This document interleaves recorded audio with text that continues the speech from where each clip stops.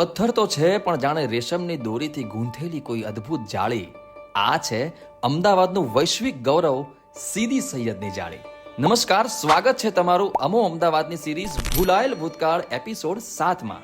1572-73માં સલ્તનતનો સૂર્ય આથમવાની તૈયારીમાં હતો ત્યારે અબિસિનિયન એટલે કે હાલનું ઇથોપિયા ત્યાંનો ઉમરાવ સીદી સૈયદે આ અમર કળાનું સર્જન કર્યું.